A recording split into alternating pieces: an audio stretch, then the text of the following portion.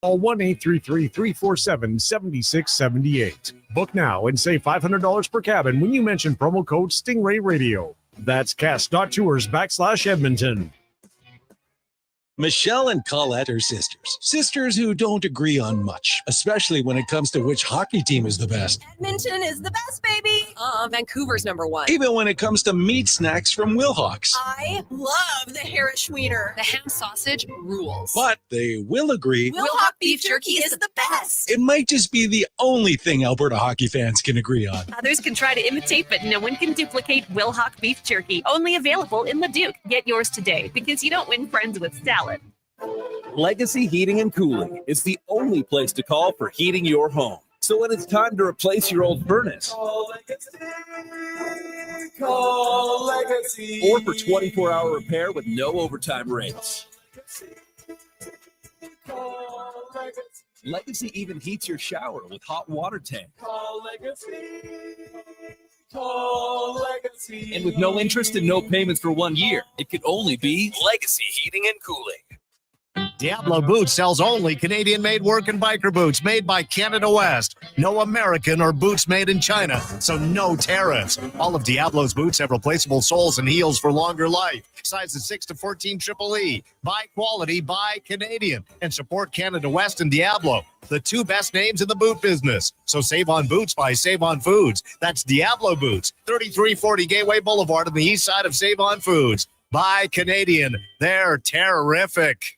Don't look now, but I think we're being followed. Oh, that's just my Fountain Tire sidecar. Well, they're driving pretty close. Because they're attached. Save up to 15% on select tires until December 13th. Cool. Plus, get up to $125 off a set of 4 Goodyear tires. Anything else? Get $50 off a $150 service when you buy those tires. Well, that's handy. Yep. And weird. Well, I love my Fountain Tire sidecar. Book your appointment online today. Restrictions apply. Fountain Tire. We're on this road together, Canada. This hockey season, before every game, check out the pregame show with Andrew Walker on Sports 1440. It's brought to you by Titan Supply, your only source for rigging, lifting, and hauling products. Visit titansupply.ca.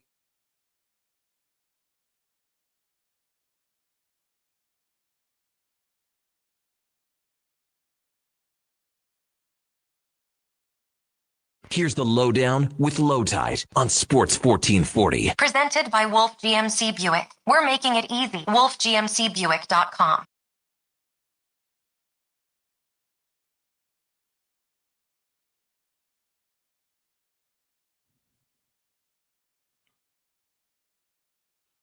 Welcome to the Lowdown. Today's show, Oilers win in Philly and play a strong game doing it. Can they do it again tonight on the shores of the Olentangy River? We'll find out. Lowdown brought to you by Wolf GMC Buick. Family owned and community driven. We're making it easy. WolfGMCBuick.com. Very busy day. As you know, we're live on YouTube and Sports 1440 Radio, online at iHeartRadio, sports1440.ca, and Radio Player Canada. You can text us anytime at 833-401-1440, 833-401-1440. I don't often respond, but somebody will. They're really good about it in our team here. After the show, Apple and Spotify podcast, and we tweet it out on X. We're available on Twitter at Lowetide, at Declan Krueger, at JFenwick04, SamW1440. Our guest today, Bagged Milk, will be our featured guest at 1. Brian Hedger, Columbus Dispatch at 1240 today. Talk about the Blue Jackets and declinations as Declan CAA. And now it's the introductions. He once starred in a high school production of Bubble Boy, a coming-of-age story wrapped in musical satire and plastic, where he didn't say much but was master of funny faces. Ladies and gentlemen, it's Sam Wilness. Sam Wilness, everyone. How did you find that? I have a subscription to the St. Albert Gazette, and there was a story about it in there. That was like from 3 years ago. Well, I do my research. It's not really research. His link bio says he is a student in all aspects of life, trying to learn as much as I can to succeed, which is exactly what a lollygagger might say. Ladies and gentlemen, it's Josh Fenwick. Josh Fenwick. Isn't that my LinkedIn bio? I said LinkedIn bio. Oh, that's what I thought you just said his bio says. Paying attention no. is the hardest thing. Wasn't that the Tom Petty song? The initial thought in my brain was, oh my God, How much of the Sherwood Park News has he read? Oh, Because I've been in it multiple times. Okay, well then Local celebrity. That gives me something to look for tomorrow. Yeah. There was a time I ripped on Planet Organic to City Hall. Nice. That was a good time. Well, you've already had a great passion for things that don't matter, like Brad Pitt movies. Oh, God. 5 years ago, he was producing YouTube content like Declan Krueger wants to maximize your workout. And I have the evidence and can tweet it out. Ladies and gentlemen, it's Declan Krueger. No way. No way. Do you want me to tweet it out? Well, a little bit of backstory on that. So for Nate, we had a social media project where we had to make a YouTube video or something, and it was right when COVID hit. Right. And so I was like, my goodness, this is perfect. I'm going to do push-ups and sit-ups in my living room and tell everyone how to work out at home. Well, and what I wanted to know, I can't believe you found it, because I purposely I found that when I posted that video, I listed it as private. Like, you need a link to find it. Oh well, is it okay if I tweet it out? Yeah, go for it. I'm cool with it now, but it's really funny that you found it, because I thought it was like something that you would have, like, only I would really have access to, and people I shared the link with, aka my professors. Well, I will say this: it was I laughed my ass off. I'm sorry. I got my sister to film it, and then afterwards, what I laughed at. Well, I wasn't really. I was curious about it. I have retweeted it now. What I was curious about was, what are the books like? It looks like you're in a room with somebody who loves books. Well, yeah, that also was shares the room. My mom's living room. Yeah, that was my mom's living room. Tons of books there, obviously. Yeah. Never read a single one of them. That's insane. I'm looking at the tweet and now. The little push-ups, sit-ups things. You were into this. It was the easiest way I could think to make a video. It was like during COVID, and I was like, hey, this is how you can stay in shape at home. And I just taught everyone how to do push-ups and sit-ups and plank. But what I love about it is you are. I should have taken my shirt off, because I was shred city back then. You were sincere. Well, I wasn't gonna. It was for a class project. I wasn't gonna treat it like a joke. And I think it would have been OnlyFans if you'd taken your shirt off. Is that what they call it? My sister was the one who filmed it. Unbelievable camera work. Are we all having a good giggle at this? This is awesome. Oh my God! I'm currently watching it. I can't believe you found that. Oh, dude, it just makes my day. Look how cut I was. You know what's really funny about this whole video, Tide? Hmm. There is timestamps in this video. We were asked to make timestamps. I didn't make them. For the streams here, so that you can go and watch it after if you want to go watch a specific guest. And Declan was like, I've never done it. I'm not doing it. I don't know how to do that. I did not make these timestamps. Oh my God! Hand up. I did not. Look at those. I'm so happy. I'm so happy right now. Declan, I'm here's gonna go. why you can find it is because it's on NR92's YouTube page. It's not your own personal YouTube page. Yeah. Oh man. Oh, you uploaded it to NR92? Somebody. That was the project. You're looking swole. Way to go, man. I see why you have a girlfriend. Yeah, not a big deal. Not a big deal. Oh, there you go. Dude, if I'm gonna go bald, I really got to get my abs back. Well, I mean, I will say this: that watching that video, you're pretty funny on camera. This is hilarious. I'm watching this all the way through.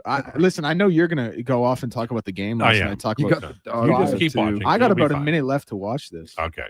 Edmonton Oilers last night. You know how they always have like bad luck and weird stuff happens? That puck goes in with 23 seconds left, and I'm like, oh my God. And I've written so many those Oilers posts this year, I can't do another one. And then as it turns out, it's offside. I thought Stuart Skinner had a really good game, so I was pleased for him. And then Matt Savoy, who was part of the first goal, although it was McDavid to Bouchard for the goal, really nice play on the overtime over the overtime goal. I was wondering if it was offside initially, but great pass. And Jack Roslovic, sign the man. Like, sign the man, sign the man, sign the man. And I know he'll probably fade a little bit from what he's doing right now, but during the period of time that Zach Hyman has been out, they tried Trent Frederick on the skill lines. They tried Andrew Mangiapane on the skill lines. And honestly, this guy's got it. Run Podkolzin, run Roslovic with Leon. You've got that taken together. I would run Hyman and Matt Savoy, who played really well last night, with Connor McDavid. That might be your top six. And then, you could probably run Nuge on the third line. And I watched last night, and that third line is kind of, it's sort of, I don't know, it's vanilla. And the fourth line doesn't play much at all, although Ike Howard did have a high dangerous scoring chance. But encouraging game for the Edmonton Oilers. That first 20 minutes, I thought, was among the best I've seen this year from this team. They played very well. They started doing those ridiculous stretch passes later in the game, but early on, they were legitimately trying to use the middle of the ice in the defensive zone to move the puck out, and the forwards were concentrating on offering really welcoming passing sticks, and it worked out well in that first period. Kind of tailed away a little bit as the game went on, but you got to give Philadelphia credit. They looked so bad in that first period that they had to come back, and they did, and they damn near won the thing. So that was pretty cool. Got to say, I enjoyed that a lot. Texts are available at 833-401-1440. Is the text line down? I'm guessing it is. Okay. I'm guessing the text line is down. Because, either that or we all have to change our name to He Hate Me because nobody has texted in a while. I love that. Was unbelievable XFL reference. Thank you. Expected nothing less from you.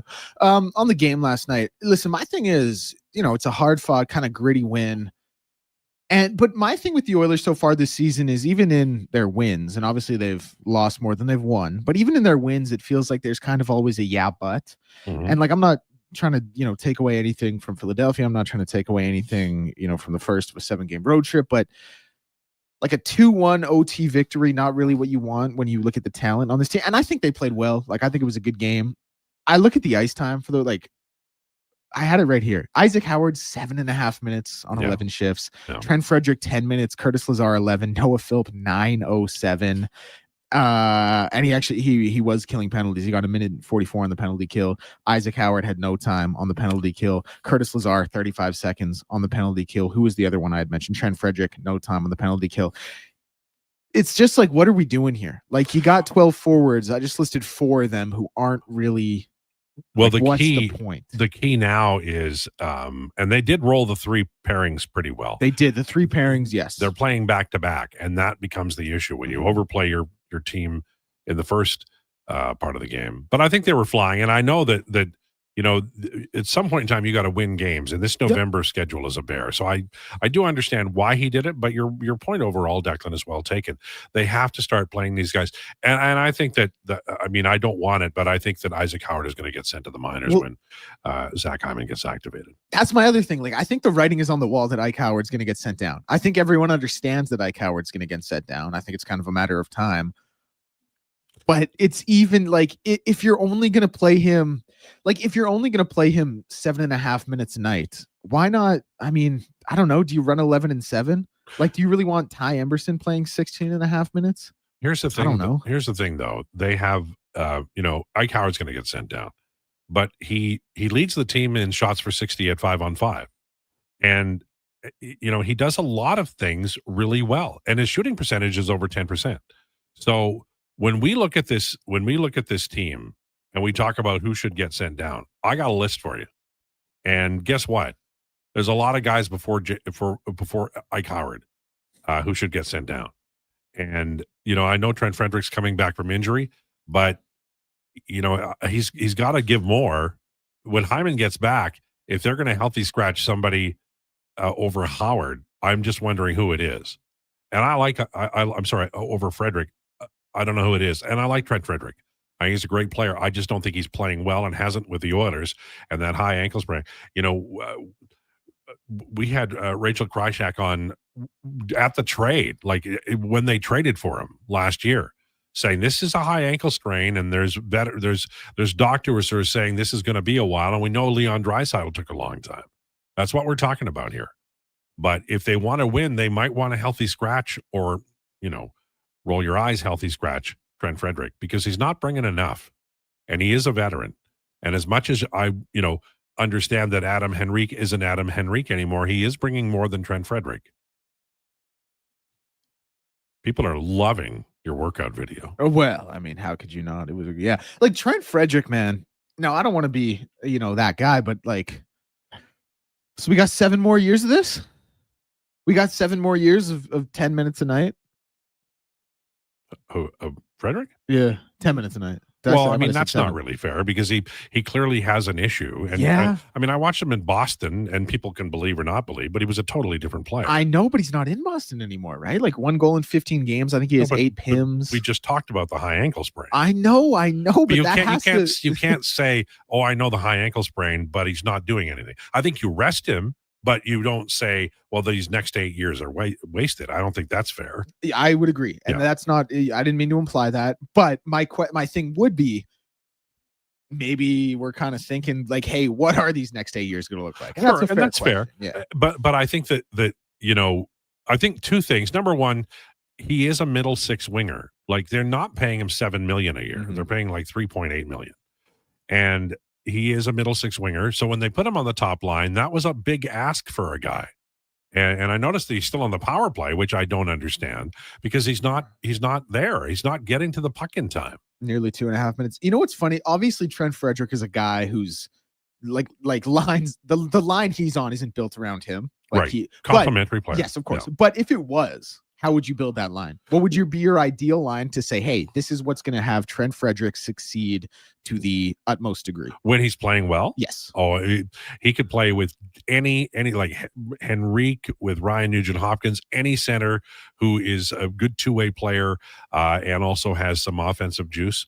I think that Frederick could score 15 goals for you, and that's what he's done in the past with Boston. Got to be healthy, and they've got one encouraging thing for the Edmonton Oilers is that they actually do have 2 lines that are working right now. Mm-hmm.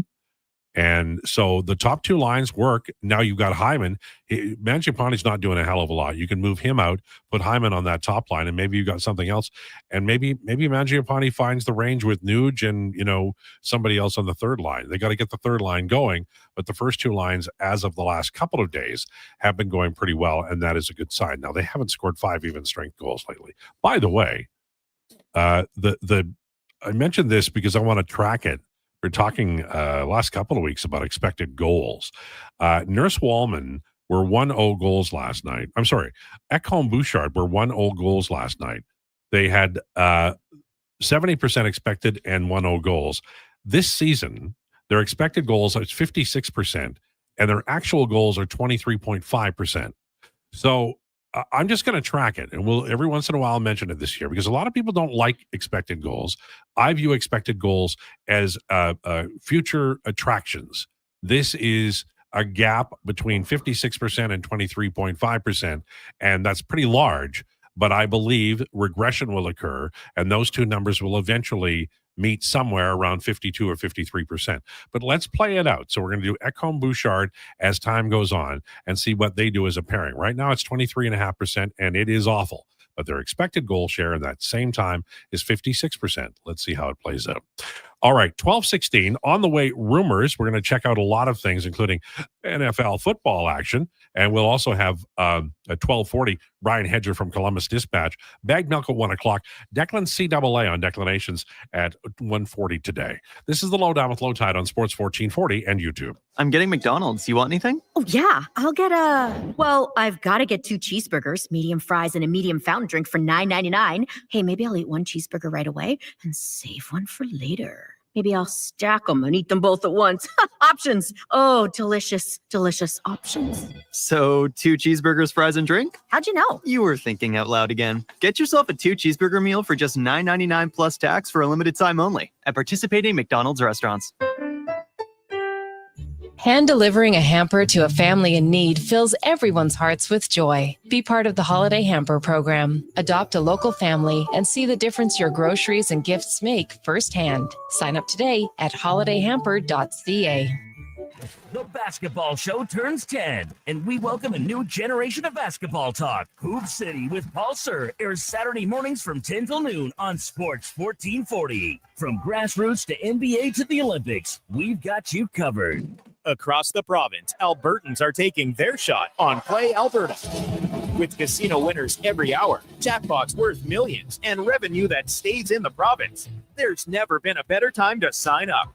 Right now, our listeners can score a $50 free bet when they make a minimum $50 deposit with code Gregor50. That's code Gregor50 for a $50 free bet. Start playing with your game sense today to find out if you're Alberta's next winner.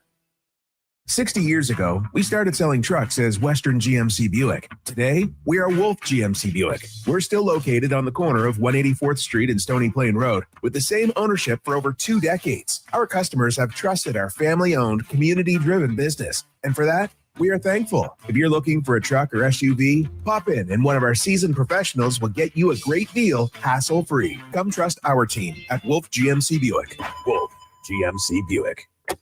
We're making it easy. Get the lowdown with Lowetide. Weekdays from noon to 2 on Sports 1440. He's seen it all and then some. From stats to stories, he breaks it down like no one else. Proud to be Edmonton's sports leader. Sports 1440. The Junior Prospects Hockey League sports season is now underway. The JPHL offers elite athletic and academic opportunities for players in the 14U, 15U, 17U, and 18U divisions. All games are broadcast live on Silent Ice TV, featuring a showcase-style schedule and competitive matchups across Western Canada. Players work with experienced coaches, trainers, and elite hockey personnel. Learn more about Western Canada's fastest-growing elite hockey development stream at juniorprospectshockeyleague.com. You matter. Your mental health matters, and you're braver than you think. Not Alone is an organization focused on creating a space of acceptance and support through tough, meaningful conversation. My name is Tyler Smith, and you are never alone. NotAloneCo.com. It's okay to not be okay.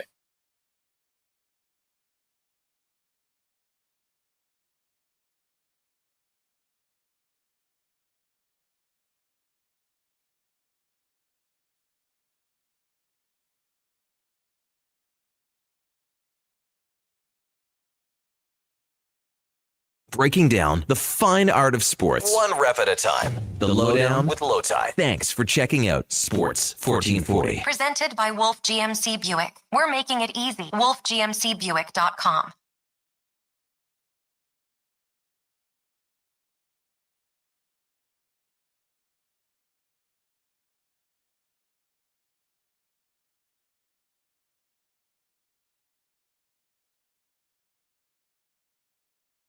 It's the Lowdown on Sports 1440. Sam going rock and rolla on us. Brought to you by Wolf GMC Buick, family owned and community driven. We're making it easy. Visit wolfgmcbuick.com. You like the rock and roll, Sam? I do. I grew up on that stuff. There you go. By the way, we've got a Josh found a part 2 of Declan, and this is the OnlyFans one. This is the one that's going to put him over the top. I mean, this is a ripped guy in a close area doing some major league push-ups. Man.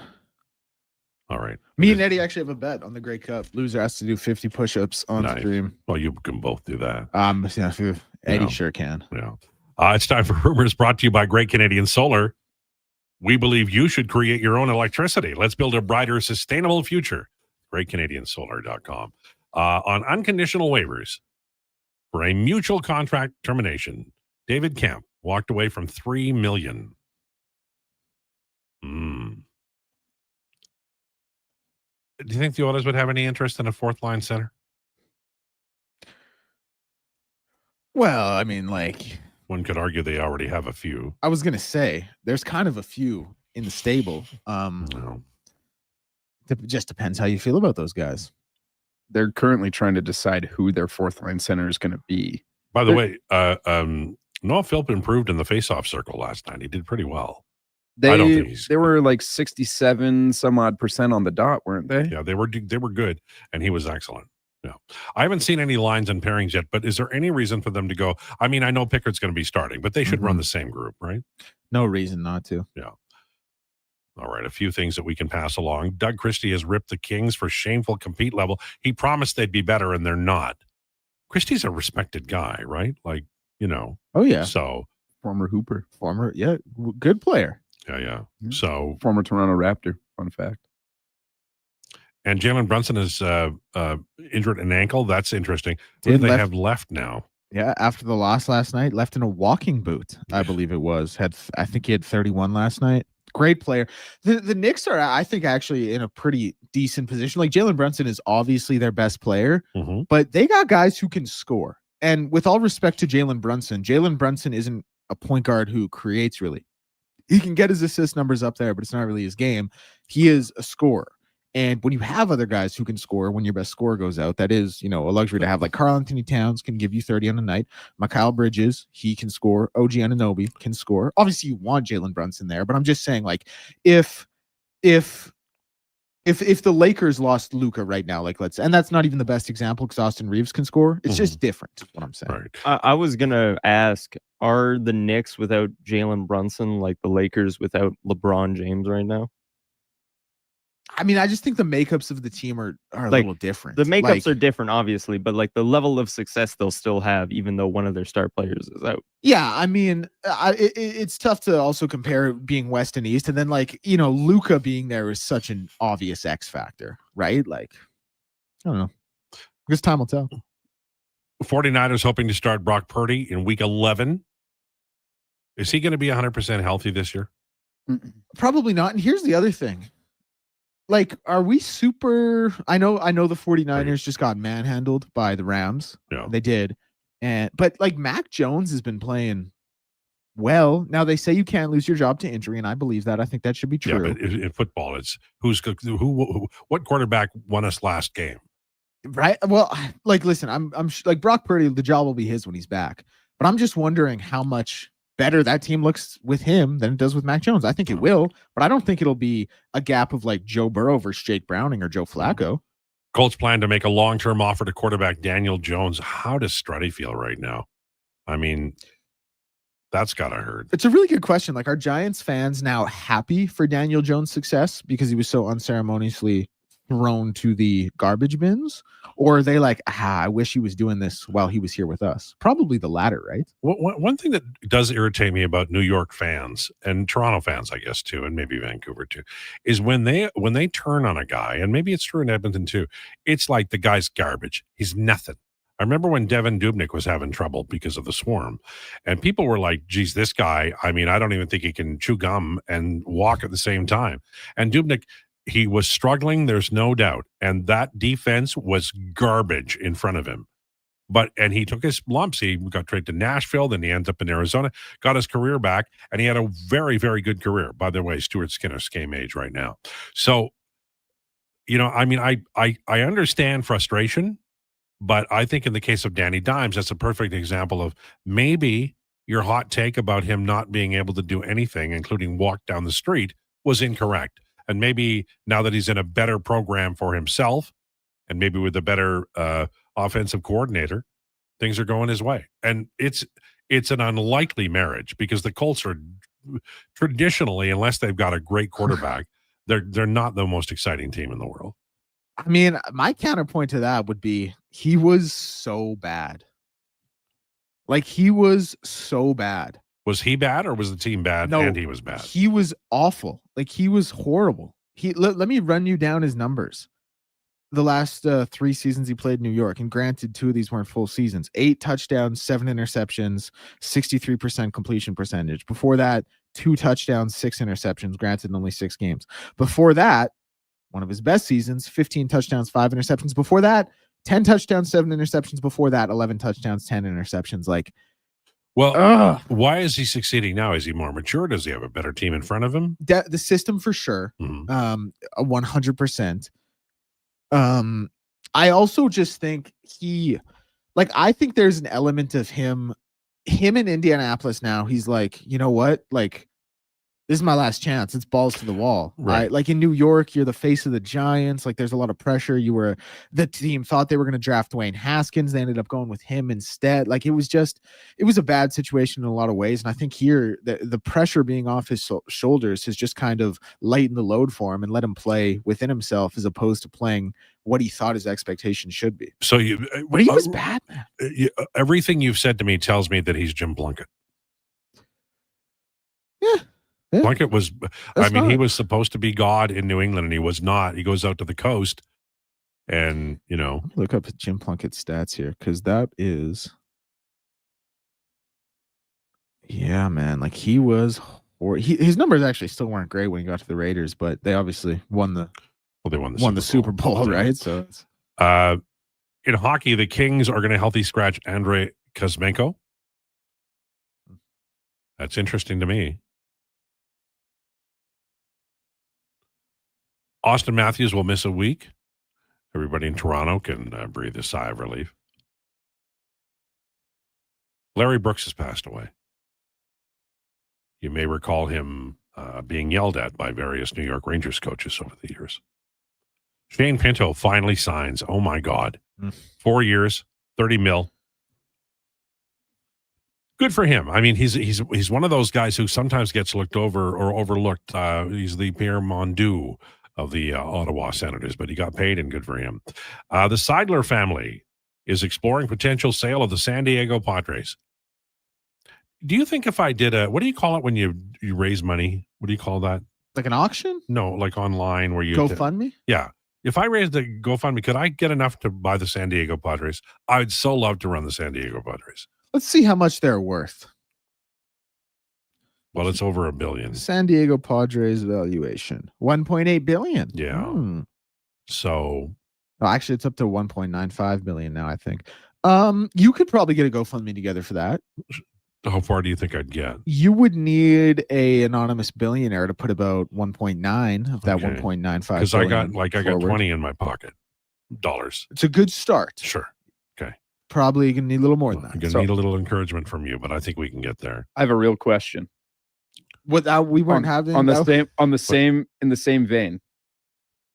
If you were to start a GoFundMe to buy the Pittsburgh Pirates, would you make more or less than you would attempting to buy the Padres with a GoFundMe? I think people who love Paul Skeens would probably give more. Yeah, I agree. I think you could make way more money off of GoFundMe to try and buy the Pirates, or at least start a GoFundMe to pay for his $450 million 7-year contract that he's going to sign. Paul Skeens won the Cy Young Award with 10 wins, and nobody said boo. Everybody went, yeah, that's right. He deserves it. His ERA went down. Oh my God. And it was 1.97. His ERA got worse, and it was 1.97. Comes out of college, clear sign of regression. Comes out of college, number 1 overall pick, wins the Rookie of the Year. Now he wins the Cy, and they can't be bothered to get him a bat or two. It's garbage city. It just is. It's embarrassing. Now, Sparac projects his market value as a 13-year, $506 million contract. Pittsburgh will never pay it. Does that sound, that to me seems too little? Well, it might be by the time you get there. Yeah. He'll get traded. Pittsburgh will trade him, but not this year. There's a lockout coming, which is a cloud hanging over my fantasy league baseball team like you wouldn't believe. Well, I guess if there is a salary cap put in from this lockout that supposedly, I mean, the lockout probably happening, but if that's what comes out of is the salary cap, then for sure the Pirates are spending the money. Well, they can do it, yeah, to keep Paul Skeens around. But what's his contract? Like, when's he eligible? What's his contract situation? Well, he's not like this will be his 3rd year. So, I mean, does he get arbitration this year? Like it's early days. He's not a free agent. I'm also just heading over to Sport Track. That's the most underpaid player in sports. Sure. He's on his last rookie year. deal. But McDavid still. the same way. Yeah. When he was his rookie deal. Northside Lou, can we agree on a month when we have all reached the statute of limitations on talk about Frederick's high ankle sprain as a reason for him being an average and overplayed player? Thank you. Well, you can, but then you're not. You have to take all of the information in and then gather it and then suss it out and come to formulate your opinion. If you exclude it, then all manner of things are logical when you exclude one important point. So no, I can't do that. My job here is to come and tell you the truth, which is why I delivered that Declan video. I mean, I got that to you within, I'd say, 2 hours of seeing it online. And I didn't do it. I didn't send it out because I didn't know how he'd react, but he reacted like I knew he would, or I thought he would, that he's a mensch. He's a good guy. So he's like, yeah, we can have a few laughs. Hashtag Shred City, hashtag 6-pack, hashtag arm day. Yeah. And I didn't ask him for boo when he started doing push-ups next to me. I just recorded him and put it on the internet. There you go. To Josh's credit, pretty whack that I would just start doing push-ups right beside him, but well, in the context of how the first 20 minutes of the show went, it makes sense. I'd still scratch Howard over Frederick. I don't agree with that. Frederick might not be bringing it as a veteran, but like Howard is playing less time and worse. So send Ike to the minors, get experience, time on ice, and use the reps down there from T-Bag. I don't disagree with that. I just think that somebody has to say, and I'm saying it, and I hope you do too, that this kid, who everybody says is not ready, has more shots per 60 at 5-on-5 than anybody on the team, and he's got a 10.5 shooting percentage. So you're sending down a player, and as soon as you feel like he's ready, you bring him back, because he's not a guy. He's not a placeholder. And this team has some placeholders on the third and fourth lines. And I do think that's fair. Declan's having trouble with his chair. There's some chair problems. No, he's got to do something. So it's just you and me, Tide. All right. Back in the old days of how we argued about Brad Pitt and talked about history's sexiest male celebrities. Those were the days. Noel says, what role do we expect from the bottom six players to play? Well, you'd like 4 of them to penalty kill at least, maybe more. You'd like them to win faceoffs, play a strong two-way game, and if possible, dominate the other team's third and fourth lines. That's what you'd like. And I'm a Chris Knobloch guy, but he has struggled this year to find answers. And we always use centerman as a proxy, because that's the easiest way to see what lines are doing what. And if you look at the Edmonton Oilers so far this year at 5-on-5, and you just break it down with Connor McDavid and Leon Draisaitl together and apart, and then the rest of the team, which would be the third and the fourth lines, right? This is what you get. You get 50% goal share when Leon and McDavid are together, 44% McDavid solo, 71% with Leon going, solo, and it's 25% when Leon and Connor McDavid are at rest. So that's 25%.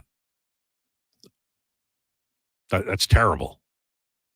And so it is incumbent upon the coach. You talk about what personality they want. I just find 6 guys who can play.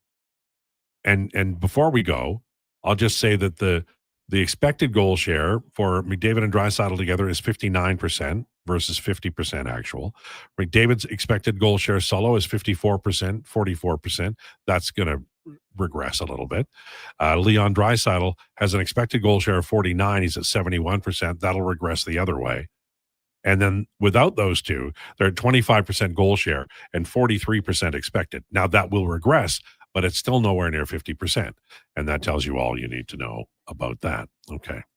So it's 12:36. We've got a busy couple of segments on the way. We'll be joined by Bag Milk at 1 o'clock. Brian Hedger from the Columbus Dispatch on the way to talk Blue Jackets. Lowdown with Lowetide on Sports 1440 and YouTube.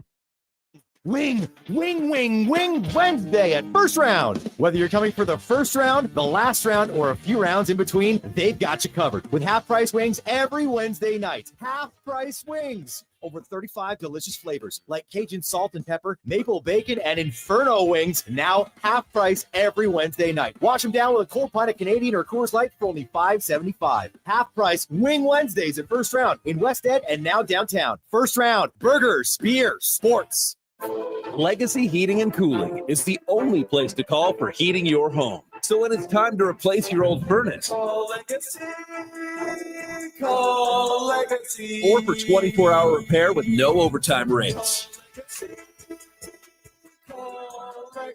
Legacy even heats your shower with hot water tanks. And with no interest and no payments for 1 year, it could only be Legacy Heating and Cooling.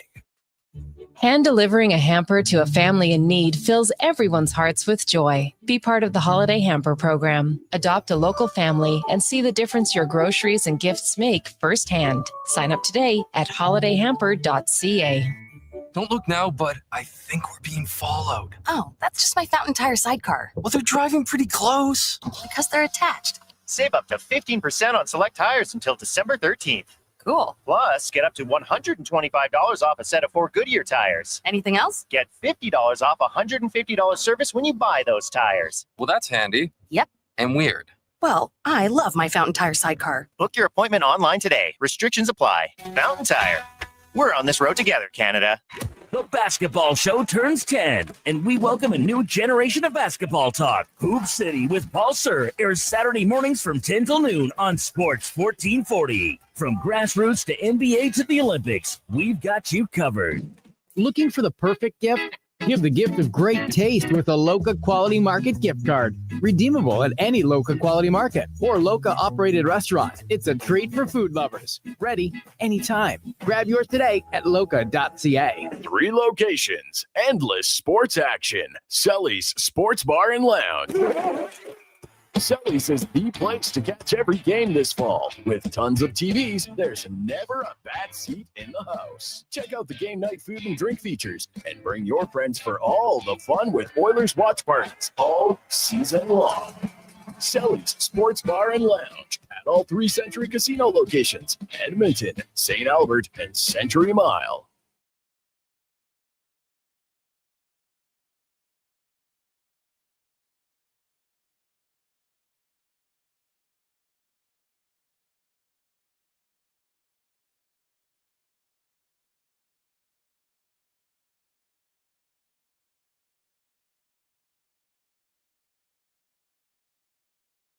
The Lowdown with Lowetide on Sports 1440. Can you fit sports encyclopedia on a business card? Presented by Wolf GMC Buick. We're making it easy. WolfGMCBuick.com.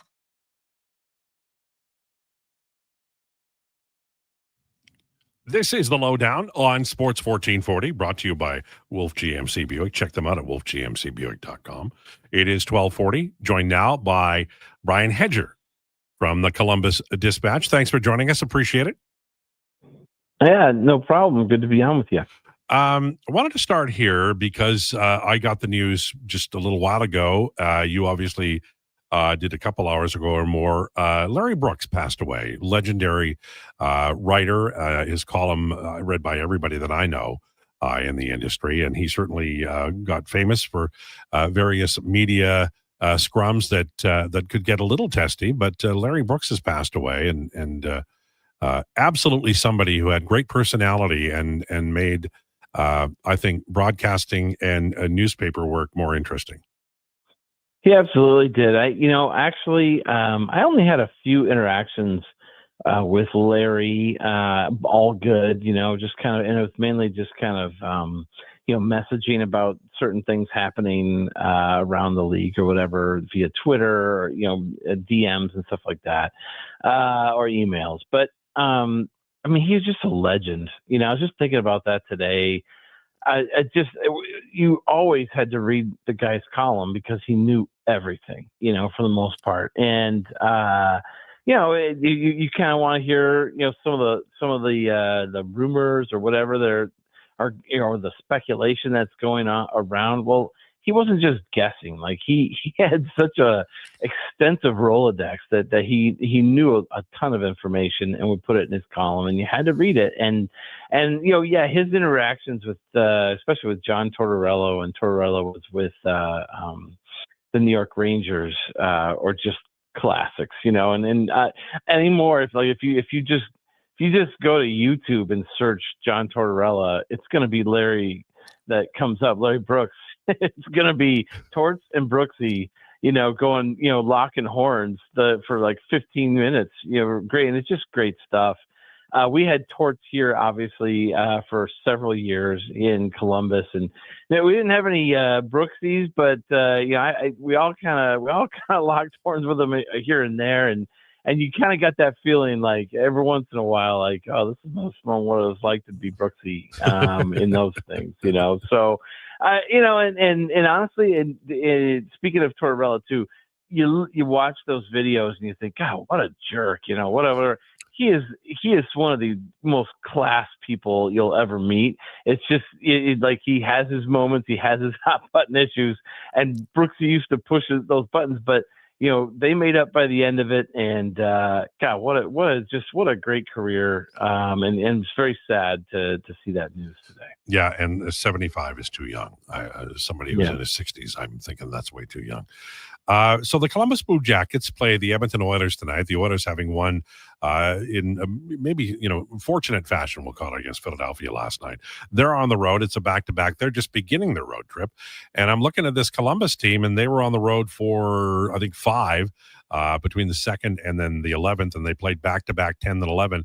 So I'm not saying they're going to be as tired as the Oilers who played last night, but there could be a little bit of ragged play here on both sides tonight to begin the game, at least. Oh, it absolutely could be that way. I mean, the Jackets, ever since I've been here, and I don't think it's just the Jackets. A lot of Eastern-based teams, after they come off Western road trips, they talk these like really good games about how it shouldn't affect us, and it's going to affect us, and then they go out and it's usually that first game back off the West Coast trip, Western Canada or California. And the body is still readjusting quite often. They've only had one day here since they came back from Seattle. And the thing is, usually that Western trip for the Blue Jackets, ever since I've been on, this is the first year that I can remember where it didn't go like in succession. Usually it's like Calgary and then Edmonton and then Vancouver and then Seattle and then home. This was, Calgary, Vancouver, Edmonton, Seattle, home, zigzag, bing, bing, bing. I think they covered like 5 different time zones in the 5-game trip. It's crazy. So I am not expecting the Blue Jackets to have any sort of legs in this game. And I say that saying, this is the Oilers who skate around anybody anyway, but then they had the overtime game last night. So I think, well, that might hopefully, hopefully for the Blue Jackets, I guess for their sake, they have to hope, is what I should say, that it kind of evens the playing field a little bit, the ice. The Jackets are interesting to me, using the road trip as an example. They lose to the Islanders and the Flames and the Canucks. And I saw quite a bit of the Flames game, and I thought they did not play well. And then they played the Oilers, and I thought they did very well. They lost in overtime 5-4. They beat the Kraken in a shootout. When I look at this team and what they're doing, I feel like there might be a little more depth to this team, a little more structure to this team, and maybe at 8-7-1. I know they're not exactly high in their division, but maybe there's a story rolling out here that's pretty promising in 25-26. Well, it is still, very early in the season as far as the standings go. I mean, let's face it, this is the 25th anniversary for the Blue Jackets. And in, most of those 25 seasons, they haven't been very good. They've been near the bottom of the barrel. And because of that, it's human nature, right? It's second nature to just kind of assume they're always going to be bad. They're not a bad team. They're actually a really good team. If you look at a lot of the underlying numbers that they have, and I know hockey players hate underlying numbers, they want wins, and that's it. And that's understood. But like, if you look at a lot of their Corsi, their Fenwick, their which are basically just shot attempts, obviously, their shots on goal, their quality that they're producing as well as far as scoring chances and high danger chances, they're all pretty good. Like, if you go on some of these stat sites that track these things, they're among the league leaders. Like, they're in the top 10, top 12 teams in the league. They've just they have not been able to close out games in third periods that they're leading. And that happened at Edmonton, as you saw. I mean, they get a power play up a goal. That should be a win. That has to be a win. And instead they somehow get, they take a shot they shouldn't take. It gets kicked back in their own end. And before you know it, they're giving up a shorthanded goal with like a minute to go in the game to force overtime. And of course, it's Jack Roslovic, the Columbus kid, who ends that game in overtime on a breakaway, right? I mean, it doesn't get much more Blue Jacket than that. But this team is a good team. You make a good point there. They should have beaten the Islanders. They probably should have finished it off against the Oilers, and they had a really good chance to beat Vancouver and lost that one with like 5 minutes to go in the game as well. So that's 6 points right there. If they can finish those off, that they should have had. I find myself when I watch this team, my eyes migrate to Zach Werenski, and I like he, he's 28 years old and he's had some injury issues, and Columbus is not, New York or Toronto in terms of media attention, but that's a hell of a hockey player, man. Oh, absolutely. And, he's always been a star type offensive producer. Took him a little while to, as it does with most young defensemen, to get the defensive side down. And, I think that he's not like he's never going to be like a true lockdown, but he's pretty close. And, for a guy who puts up as many points as he does, and what he did last year, finishing runner up in the Norris, is that he had his coming out party, as you mentioned, he's had a ton of injuries, in his career. He's had a lot. He went through a span of like 2 or 3 seasons where we're not just small injuries. These are like major shoulder injuries that knocked him out for almost an entire season in, I believe it was 22, 23. And then, 23, 24, he comes back, plays all 82, can't score a goal for whatever reason in the first like 5 or 4 months of the season. And then the last 2 months, he's ripping off goals left and right. And so then that leads into last season where he fired. What he really changed is he started getting more pucks through. He made his mind up, hey, I got a good shot. I'm going to take it. I'm going to take my shot more. So his shots on goal went up dramatically from what his previous career high. But I want to say almost 100 shots last year. And so then I asked him this past summer, I was like, hey, is that still the plan? And he's like, yeah, because I'm not going to be forcing stuff that, I try not to force stuff that's bad, but if it's there, I'm taking it. And so that's what he's doing again. And I think because of that increased shots, he's getting assists off that. He's getting goals off that. You're right. He's a great player to watch. And the other thing about him that's interesting, if you do watch him, he's such a big guy. He's 6'2", 6'3". He's built like a linebacker, right? So he's so smooth skating that he's moving really fast, but he doesn't look like it. Like you start looking at me like, well, does he really skate well? Yeah, he does. Because he'll be at one end of the ice on offense, and you think, oh, that's a pinch. And then all of a sudden you look up and he's back defending him. I'm like, well, how do you get there? So he's a great skater, and he's a fun guy to watch play hockey. Well, and the funny thing about bigger players, sometimes they look like they're not going anywhere, but they can scoot.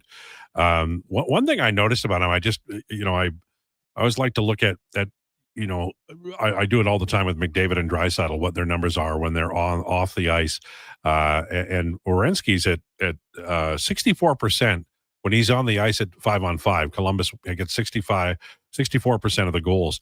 It's 45% when he's off the ice. And the reason that's interesting to me is because I'd have to go back, but I think that the bridge between those two would have been higher a few years ago. I just feel like this team has a little bit of depth that is coming along here. That they're keeping players. They're gelling. They're able to play more than like a couple of lines or one pairing. And I know that gap seems like a lot, but the expected goal when he's off the ice are 47%. That's not far from 50. This team has a story to tell.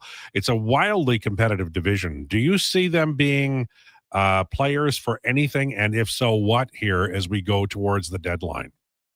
Well, every team always starts the season saying they, make the playoffs and then the cup and all that stuff. Like all 32 teams are basically going to say that whether they believe it or not. The Jackets steadily the last 2, 3, 4 years, well, I'd say the last 2 years, they honestly believe they're a playoff team. Like they only missed the playoffs by 2 points last year. And when they look back on it, there's just so many. Their road record was terrible last year, so you win more road games, you're in the playoffs, they lose Sean Monahan for 2 months in the middle of the season. He was a point of game player last year, #1 center. If they have him for even another week or maybe 2 weeks, they're probably in the playoffs, back-to-backs. You mentioned back-to-backs earlier. They were terrible in back-to-backs last year. They win the first, never win the second one, and sometimes got swept. Get better in that, you're probably in the playoffs. So they have all these areas where they've identified and said, if we just make some strides in these areas, we can be a playoff team. We should be a playoff team. That's the point that they're at, because they have some good veterans. I just mentioned Monahan. They have Boone Jenner. You got Werenski. They added Charlie Coyle. He's been a really good find for them. Really a good third line center. Miles Wood has been good for them. Like they've added some. You look on the back end. Provorov and Severson have been pretty good as the second pairing. So they've added some guys, and Gudbranson, when he's healthy, he's solid as well. But they also have this young core, and this is what you're kind of getting at here with, they have more depth, right? Because they haven't even gotten Kent Johnson on track yet. He's kind of off to a slow start. That guy has potential to be like a Marner or a Patrick Kane, like those type of things. And I don't say that lightly. I covered Patrick Kane for like almost a decade. Many of the same skill sets. He's got the left-handed shot. He likes to play on the right wing. He likes to be on his offhand so he can see the ice and make plays, and he can shoot it. They haven't gotten him going yet, And so, like, when he gets going, that's going to help. Marchenko's been great. Veronkov's great. But, Fantilli's only. We see all these other guys around the league, like Leo Carlson is going. He's on fire, and Bedard's on fire. Those are all in the same draft class. Adam Fantilli's got it in there. He had 31 goals last year. He's off to a bit of a slow start too. So when him and Johnson and some of these other guys keep going, Denton Matejchuk, another one, when they start going, you're really going to see this team take off, I think. Brian Hedger, our guest from the Columbus Dispatch. One final question for you. I used to love Hostess ketchup chips. When I was in high school, I ate them all the time. And I noticed that your avatar is Lay's ketchup chips. So are you a kindred spirit? Do you love ketchup chips? Oh, I absolutely. Well, I do actually. Now, I will say this as an American, for somebody who was raised in the States. I'm from Detroit area originally. We didn't have ketchup chips, right? So it's a bit of an acquired taste. But I remember the exact moment when I acquired the taste, and that's why it's in my profile, because it was at the draft in Montreal of all places, and they had them for free in the room, and I'm like, I'm just gonna give these ketchup chips another chance here, like kind of thing, and I just fell in love with them. I freaking love, and you know what? It's really funny. So one of the analysts here is Jean-Luc Grandpierre. He used to be a former Blue Jacket, Buffalo Sabre. He's from Montreal. He lives here in Columbus. Obviously, he's one of the analysts here. Been here for years. When we would go to Canada, like me and Aaron Portzline of the Athletic, if we went up there, if we thought about it, we're like, hey, let's get some ketchup chips for JLGP, because he wants them. He's like, he goes, just bring them back to me, whatever. And so we do, like, whenever we go up there. Now he's actually traveling with the team this year, so he can get his own ketchup chips. There you go. But in the past, we would hook him up with ketchup chips because you just can't get them down here. Oh, there you go. See, you developed a more mature palate. That's why you like ketchup chips now, right? Absolutely. There you go. Sure. Like, they're so good. Thanks so much for this. Appreciate it. Enjoy the game and have a great night. All right. Thanks a lot. Thanks for having me on. We'll see you. There you go. Brian Hedger from the Columbus Dispatch. Anybody here like ketchup chips? What's your favorite chip? Oh, it's a good question. I like the Honey Dijon Miss Vicky's. That's interesting. Yeah. You know what else I really like? There's a new brand. I forget what the brand is. It's kind of, they're maybe portrayed as a little fancier. They come in a red or green bag. They're a type of Tostitos S. Oh, okay. Like they're a corn chip. Very, very good. Horrible description. Couldn't tell you what they're called, but I like them a lot. Well, it sounds like you've got it surrounded. What about you, Josh? I'm pretty vanilla. I like Lay's original. However, you're right about the Honey Dijon mustard. Good, like kettle chips. Mine are different ones. I get them from Calgary, but Sam, you probably like Pizza Pots potato chips. No. My favorite is Lay's salt and vinegar. Oh, those are good. Those are good. I'm on a sour cream and onion kick right now. I really like that. I like Pringles too. Yeah. Well, Pringles are very good. Always good. Barbecue Pringles. There you go. 12:58 on the way. We've got bagged milk. We have Declan CAA and more in hour number 2. Lowdown with Lowetide on Sports 1440 and YouTube. 1440. Mr. Luther watches the big game. Go D! The Sports 1440 update.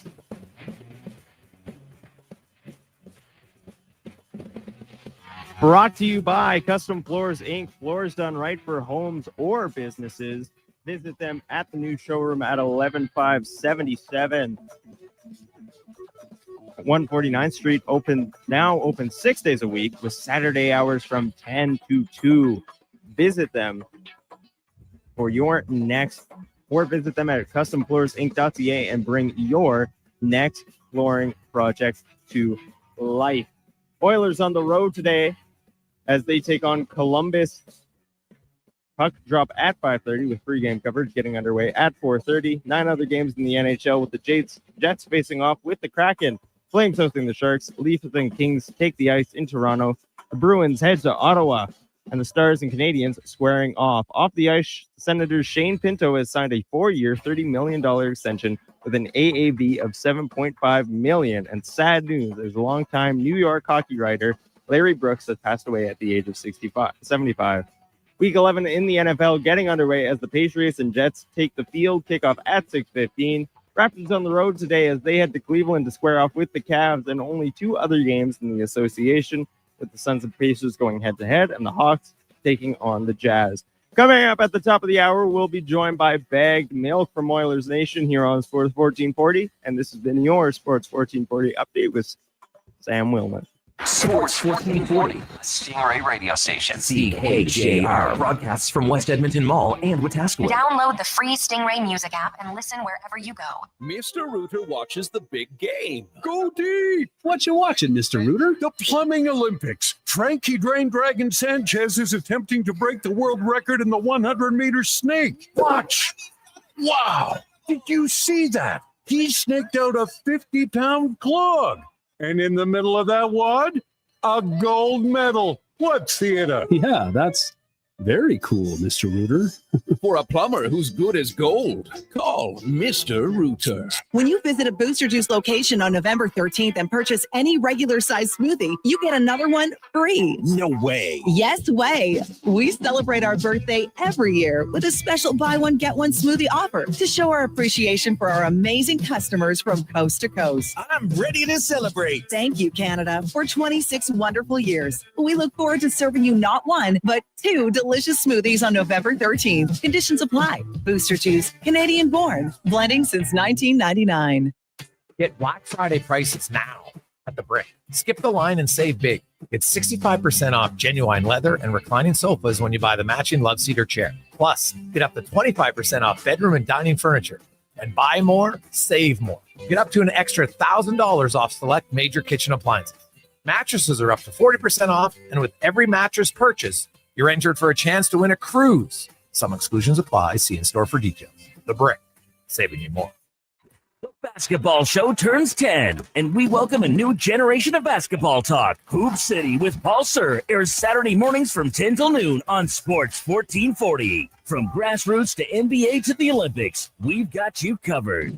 I'm Grant Fedork from Leading Edge Physiotherapy, and people who suffer brain fog might think it's just going to be part of their life. But listen, I've seen a 38-year-old mom managing a concussion read her kid a bedtime story without losing the plot, all because of cognitive rehab that rewires the brain like a GPS reboot. Your brain isn't broken, it's buffering. One missed beat in focus, memory, or balance snowballs into frustration, falls, or forgotten keys. Stroke, concussion, long COVID, even aging can all lead to brain fog. Cognitive rehab works. Check us out at leadingedgephysio.com before your next Where'd I Put My Phone moment. Across the province, Albertans are taking their shot on Play Alberta. With casino winners every hour, jackpots worth millions, and revenue that stays in the province, there's never been a better time to sign up. Right now, our listeners can score a $50 free bet when they make a minimum $50 deposit with code Gregor50. That's code Gregor50 for a $50 free bet. Start playing with your game sense today to find out if you're Alberta's next winner. Japa Machinery Group knows that XCMG may not roll off the tongue, but Japa's team will help keep your construction jobs rolling on time and on budget with heavy equipment sales and rentals. Visit japamachinery.com to find out more. Black Friday is on now at GMC. Get a $1,000 Black Friday bonus on all 2025 and 2026 GMC models at participating dealers. Whether it's the bold Sierra 1500 Elevation Crew Cab, the rugged Sierra 2500 HD AT4X, the versatile Canyon, or the adventure-ready Terrain Elevation all-wheel drive. Every drive delivers unstoppable performance and premium comfort. Get your $1,000 Black Friday bonus now. Conditions apply. Ask your GMC dealer for details. Miss golf during the off-season? Of course you do. So head to the Leduc Golf Club and try their state-of-the-art golf simulators. Perfect your swing. Enjoy delicious food and beverages, and even book a lesson with one of the Leduc Golf Club pros. Whether you're a seasoned golfer or just starting, the Leduc Golf Club simulators offer a great way to keep your game sharp any time of the year. Call or visit the Leduc Golf Club today to book your spot and swing into action all year round.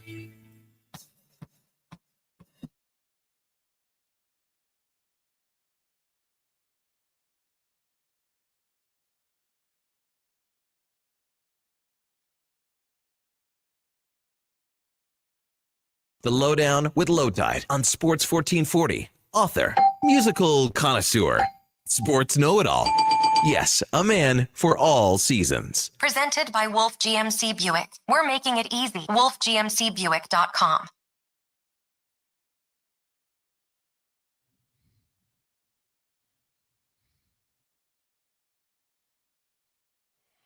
It's the Lowdown on Sports 1440 for Wolf GMC Buick. Family owned and community driven. We're making it easy. Visit wolfgmcbuick.com. Very busy afternoon. We have Jason Krueger coming up at 2 o'clock today. We have the pregame show. What time is the pregame show? 4:30? Josh did sign language, and I understood it. So we're on a different level now. All right. Joined now by our friend Bag Milk from Oilers Nation. Bag Milk, how are you? Bag Milk, how are you? I'm here. Good. Wonderful. How are you doing? Do you ever play charades, or do you know like sign language or semaphore signals? Can you communicate any way non-verbally? You know what? Just like any other language where I know any phrases or sentences out, the only thing I know are curse words. And I can communicate them quite effectively. I will say this. So that's all I got. I've been around enough hockey players to know that if one particular word that is a profanity was excluded from their vocabulary, they would not be able to speak in complete sentences. Well, that's right. That's exactly it. So I wish I knew more languages. I think sign language is super cool, but that is not where I'm at. But I can flip the bird with the best of them. There you go. So the Oilers have had, I think we can say bad luck, bad fortune, bad whatever in their time. Last night, they got some good luck with, there's like 23 seconds left. That puck goes in. I'm like, oh my God, you've done it. You've lost in regulation. And the hockey gods be funny, Bag Milk, because as it turns out, they disallowed the goal. And that was like a reprieve from the governor or manna from heaven. What a feeling that was. No kidding. And it was especially frustrating because the Oilers were so dominant early in the game. The shot clock was lopsided. The possession was lopsided. They just couldn't get anything past Vladar other than the goal early on. So it was just like, it felt like one of those ones where even though they were playing well, I was still nervous because they were only up by one. Obviously, Philly ended up tying it. But wow, what a gift that offside was. And I'm thankful to Owen Tippett that, he didn't do the classic drag the foot at the blue line. He tried to do a crossover and get some speed. I was very grateful. But the Oilers got lucky. That could have been a good performance wasted. And they were lucky to go from having 0 points with 23 seconds left to having a second life and ultimately winning it on overtime with Jack Roslovic's second straight OT winner. So they got lucky, but I also like to think that maybe the hockey gods rewarded them for a strong effort. That maybe they just didn't cash in on the way that we'd like. Matt Savoy has played better the last 2 games. He's hung pretty much, or at least often, with Connor McDavid, and I think in like 14 minutes at 5-on-5 the last 2 games. That line has outshot opponents 12-4, which is a good number. But Savoy has always been making really good plays. The difference last night was that they were at even strength, and he actually picked up a couple of assists. How do you like Savoy's game now and moving forward? And do you think he can hang in the top 6, maybe on the McDavid line? To me, it's with Matt Savoy. He's such a smart player, and he's so quick. and his hands are good, and he's got a great shot. And as we saw last night, the pass to Roslovic set him up perfectly. He's such a smart hockey player that, to me, it always just feels like a matter of when, not if, with him. He's gotten great chances. He darts into lanes in and out very quickly. He moves well. He thinks the game well. So it's always like the dam's about to break with him, I think. And I'm hoping that as he gets more opportunity and more looks and ultimately more confidence at the NHL level, because he's still a very young player, still learning his way. We're talking about somebody with 23 games played here at the NHL level. It's going to take time, but he's showing really, really well. And you see that his minutes are starting to creep up a little bit here over the last handful of weeks. Last night, over 16 minutes for the second time in as many weeks. So there's a lot of positive arrows to borrow a line from you, Al. And I love the way he plays. And I really do think it's a matter of when, not if. And it's they have a tough job. I always feel bad for coaches when you've got more than one young player that you need to incorporate into the system, and you need to do it by spring because that's when the playoffs hit. And they did bring both along slowly. It feels like Savoy is getting his indoctrination now. And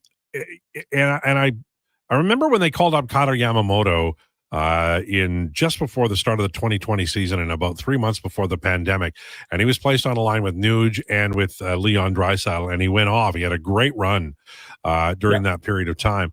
This is a different organization now, and I get it, and I understand it.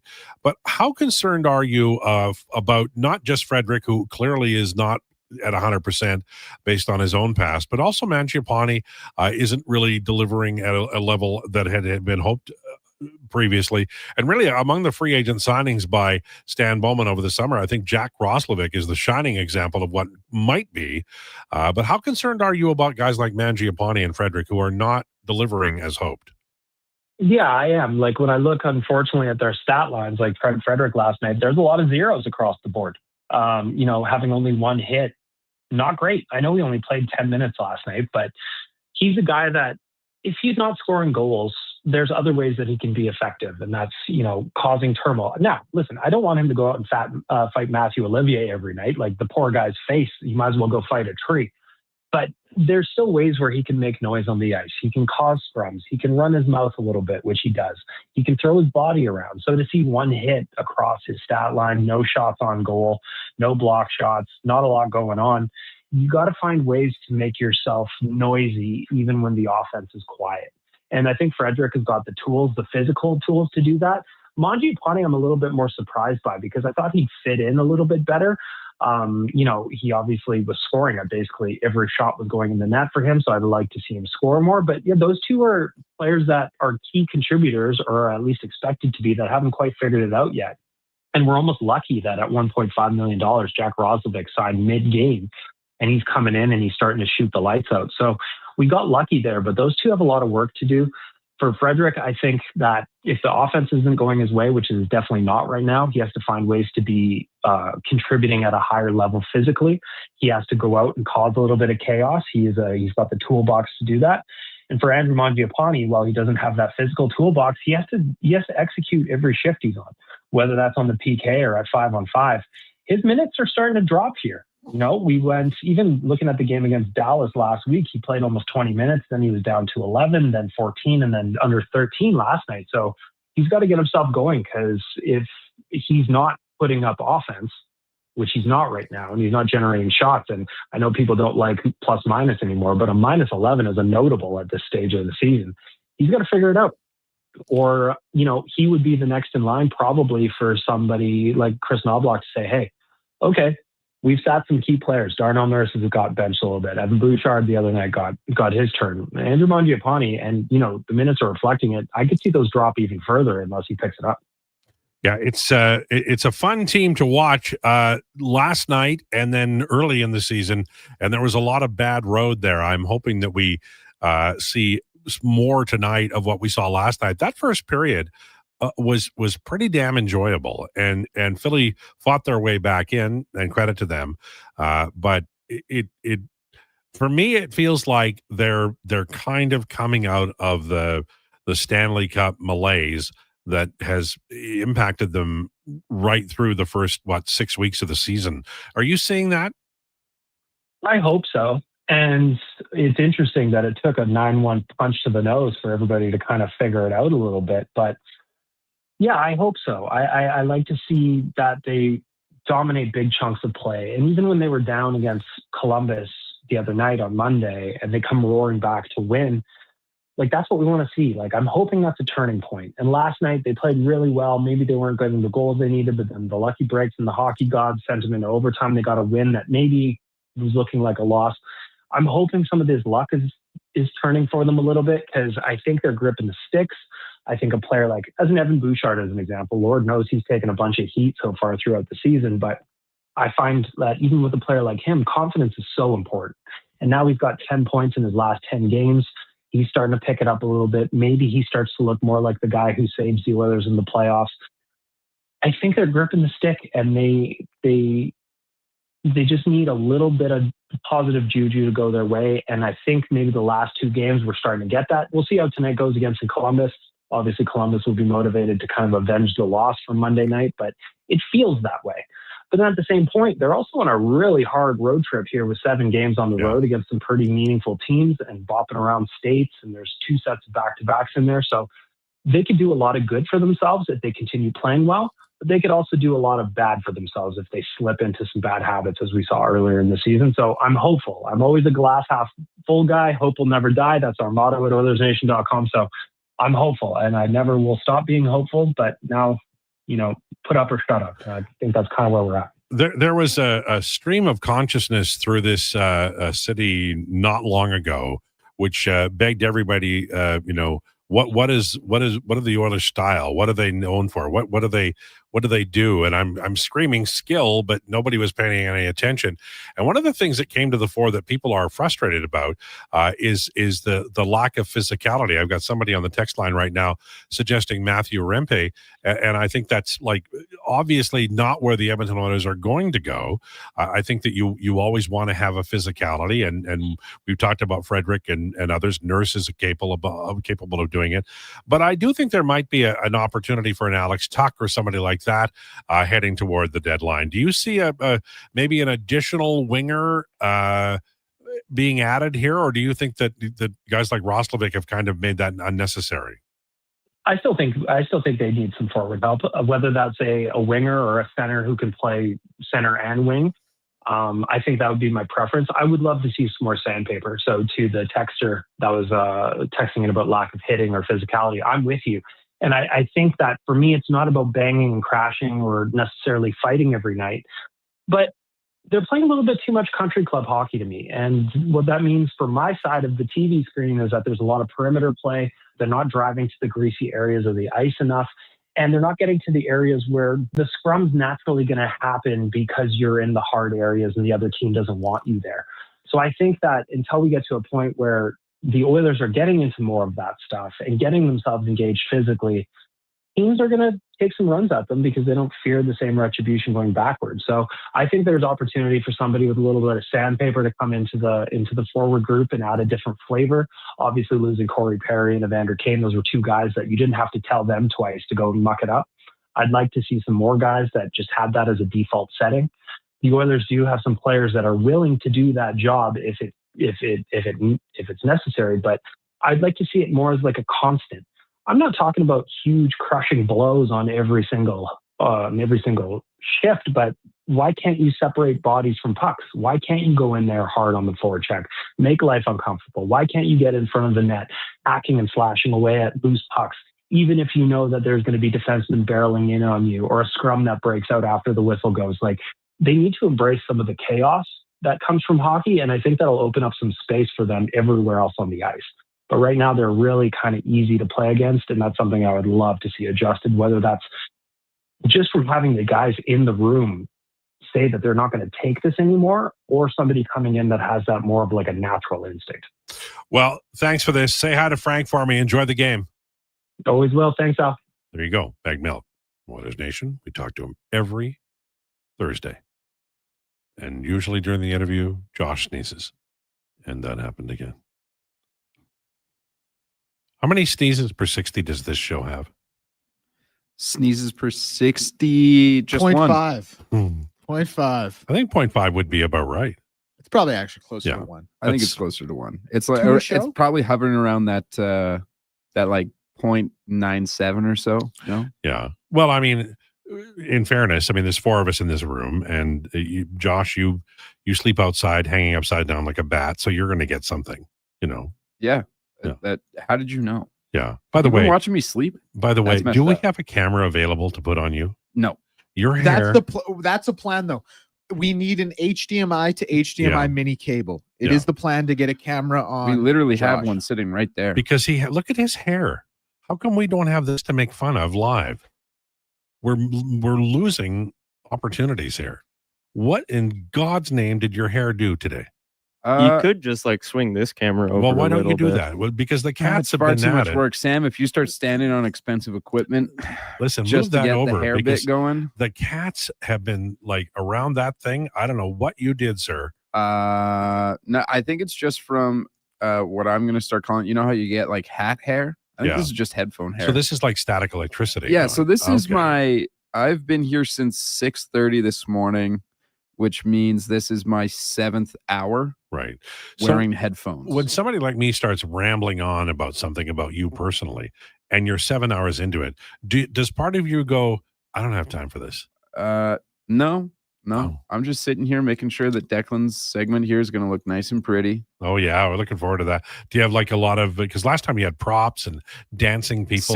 Same props as last week. However, we're adding an additional element to see where his rankings are in comparison. Oh, okay.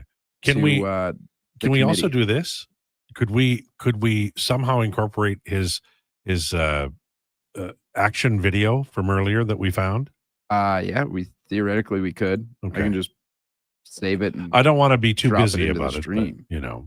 it wasn't a bad idea. All right, 1:20. We'll take a break. More of your comments straight ahead. Lowdown with Lowetide on Sports 1440 and YouTube. Whether you're a craft beer connoisseur or more of a wine aficionado,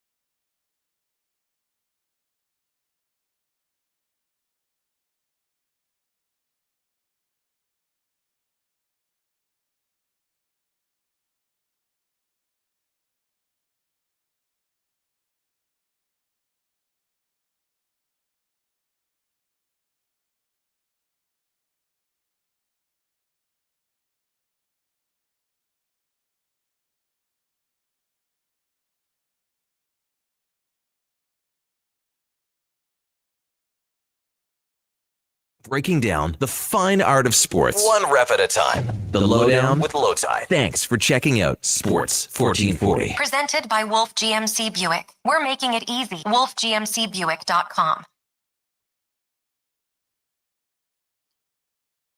It is the Lowdown for Wolf GMC Buick. Check them out, wolfgmcbuick.com. 124.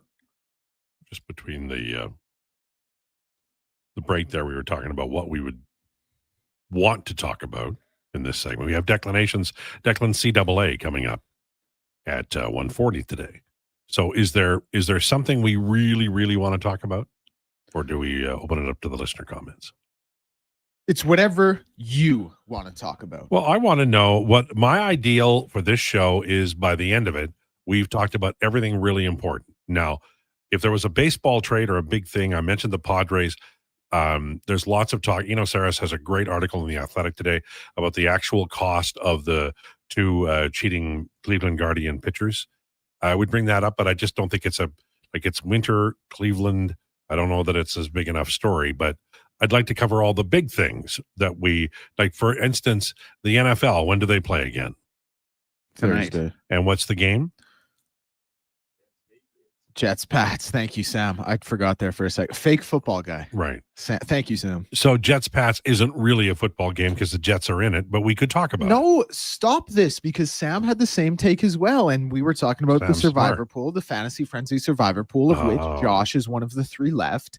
And he's thinking about taking the Pats tonight. And while I do agree, I do think the Pats will win. It is a primetime divisional game against a team that's now, got a couple wins on the season. And Sam said, listen, they're not going to win. And I do agree. Probably the Pats are going to win. I think 13.5 is far too many points. But Lowetide, you know this better than anybody. Which two teams met in a divisional game on Thursday? Which 2-8 team? Are you going to talk about the Giants and the Eagles? It was the Giants over the Eagles, right? Like those type of games happen in primetime spots in divisional matchups. You're hurting me for no reason. I don't think it's going to happen tonight. I do think the Pats win. I think 13.5 is far too many, though. Let me mention this. The NFL seems to be the only, and I mean the only one, where people hype up divisional game matchups. You go to the NHL and it's like, oh, they're in the same division. That's because of Gary. Gary ruined it all. And then you go to the NBA and there's divisions in the NBA. Like, the NFL is the only ones where they hype it up so much and be like, oh, but it's a divisional game. Oh, but it's a divisional game. If the team is 1-10 and hasn't had a winning record in 5 seasons, I doubt they're going to win against back-to-back possible. What about the Saints this past weekend when they went and beat the 5-4 Panthers? The Panthers? 5-4 Panthers. They had two wins in a row, team right? with a winning record who just beat Green Bay.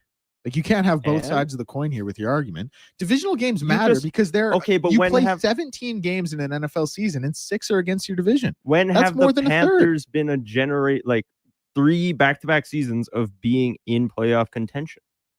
They haven't been, but they were a team with a winning record this year. They're a mid-team. Okay, and the Saints were, by your standards, a bad team. They had, and they won, and they won by double digits. You're proving you're fighting against yourself. Dolphins and Bills last week, another great example. Now this texter does say Dolphins and Bills last week, and yes, I do agree with that.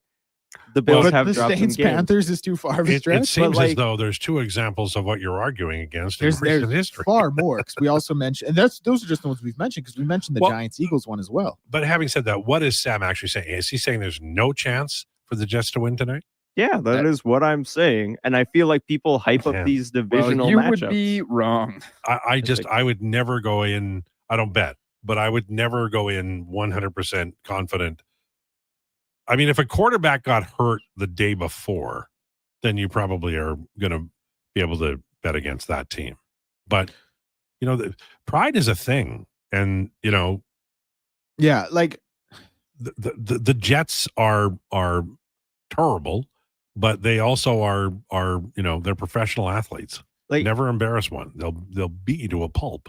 Here's the thing also. People keep on bringing up these matchups where it's like, oh, the Bengals and Steelers, and these are teams that are going up, the Saints and Panthers.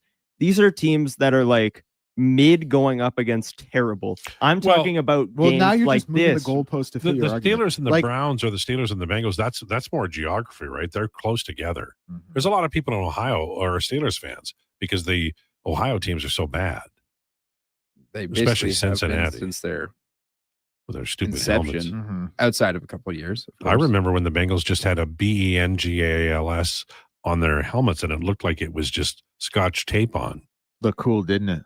Yeah, better than this garbage they have. Whoa.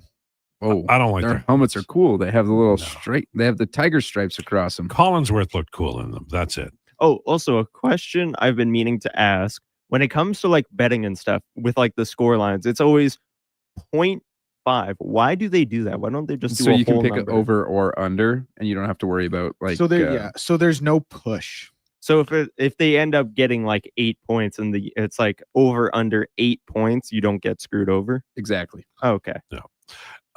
It's called the hook. Jets are awful. Have no quarterback, and even if they did, lost Wilson, they lose by 1 million tonight. Yeah, listen, I agree with Sam. I think the Patriots do win tonight. I think 13.5 is too many points. And I think Sam's wrong about the divisional game argument. There's also if it's a divisional game, like I'll tell you what, I'm an Eagles fan. I hate the Dallas Cowboys, and I hate the Washington Commanders. C words. And I hate the who have I not mentioned? Washington, New York, Dallas, and I still hate the Cardinals because they used to be in the division as the St. Louis Cardinals. You might even hate the Pats a little bit, even though you beat them last time. But they cheated. Well, I don't know how much 04 like still weighs on your mind. But It does. They cheated. Yeah. I remember the jack-o'-lanterns.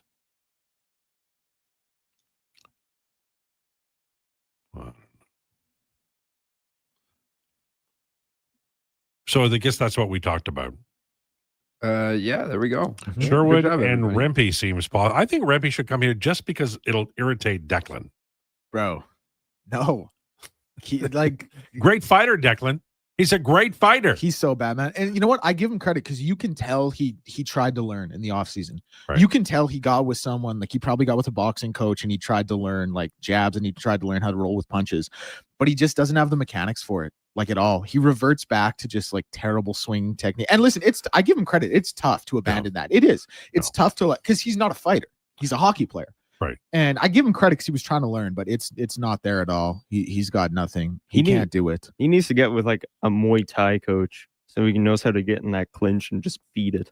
It would be cool to see like a hockey player get with a Muay Thai coach and get into a Thai clinch and just start throwing knees to the body. Oh man, the referees feel the skate leaves the ice and people start to get a little bit worried. Let's talk a little bit about the Edmonton Oilers. Mm-hmm. This is a tough road trip, and I've been approaching it like this is the Gales of November, to borrow a line from Gordon Lightfoot. But they won the first game, and this month so far, in 6 games, they're 3 wins, 2 losses, and a tie. I have them going 6-5-3 this month, 15 points in 14 games. They have 8 games left, and they need 8 points to reach my predicted total. So if they win tonight, I mean, I still think this is a bear of a schedule. You got the Hurricanes, you got the Lightning later, the Panthers, Caps are no easy streak, Sabres are coming on. This is such an interesting team because it's like that old Tom Robinson song, if left is right and right is wrong, you better decide which side you're on. It's almost like as soon as you go, well, this team is done, then they start to wake up. And I wonder how much of these first weeks really were they're tired. There was flu going through. McDavid looked like he wasn't healthy. Leon had a cold, and they just weren't where they needed to be. And now they're starting to figure some stuff out. And I'm interested. I'm more interested in this team tonight than I have been since early October. To me, they've been really kind of vanilla, kind of blah, kind of middle porridge, Very blah. Like this is what I said in the first segment. It seems like even when they win, there's a yeah, but.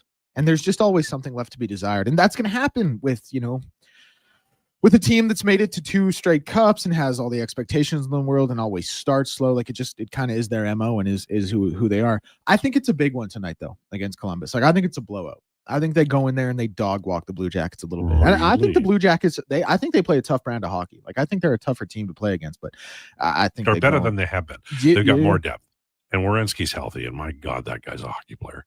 That's the guy to go get. Could you make that happen? Zach Werenski? Yeah, what is that? What is that? Give Stan a call.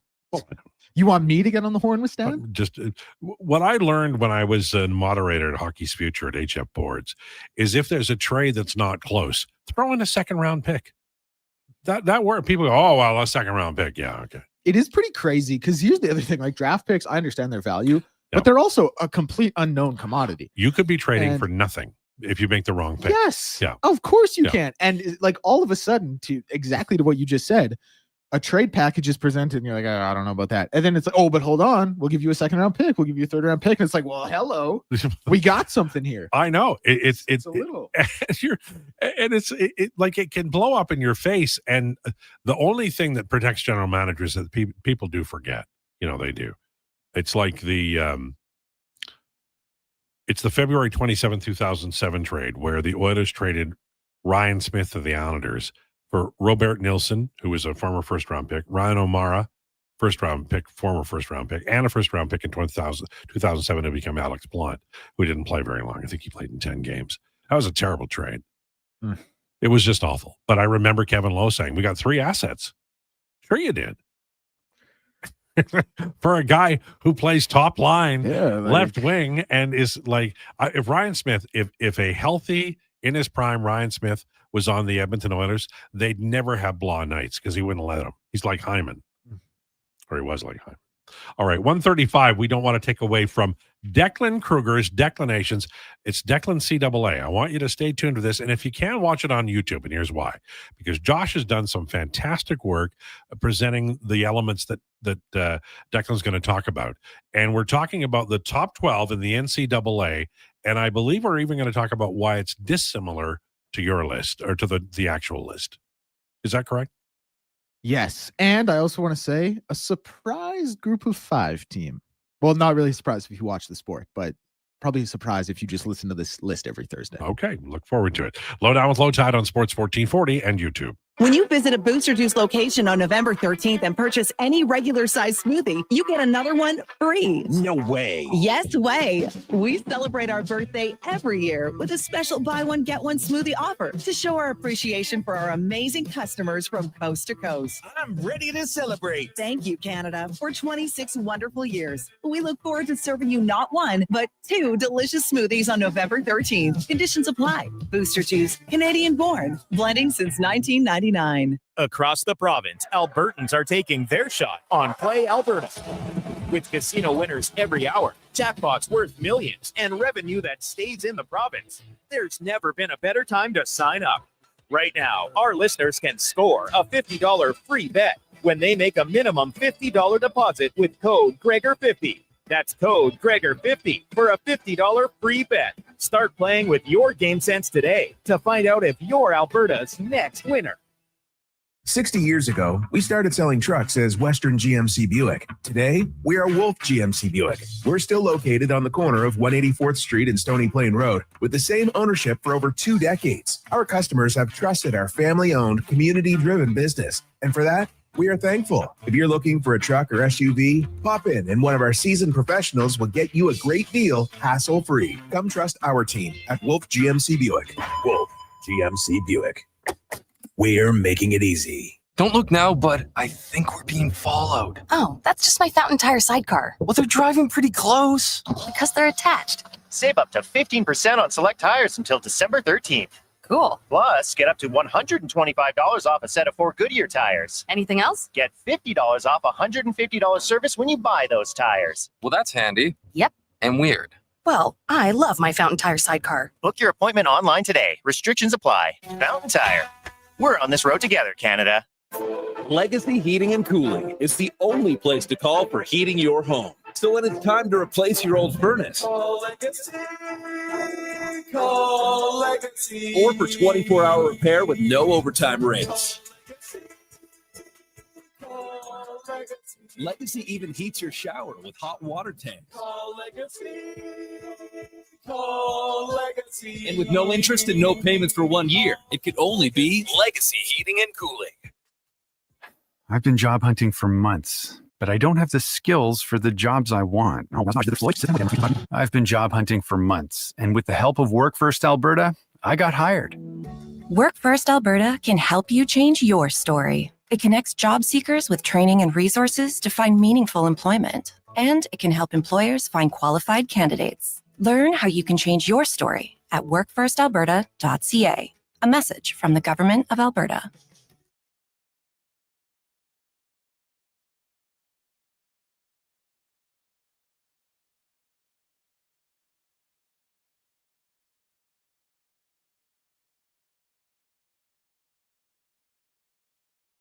You need the lowdown? It's with Lowetide right now on Sports 1440. Presented by Wolf GMC Buick. We're making it easy. WolfGMCBuick.com.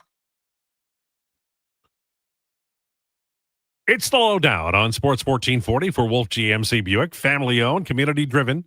We're making it easy. Visit wolfgmcbuick.com. 139. It is time for Declinations. Brought to you by Elks Nation. Check out the new website, elksnation.ca. Articles, podcasts, and more breaking down the green and gold. The most in-depth double E football coverage online, elksnation.ca.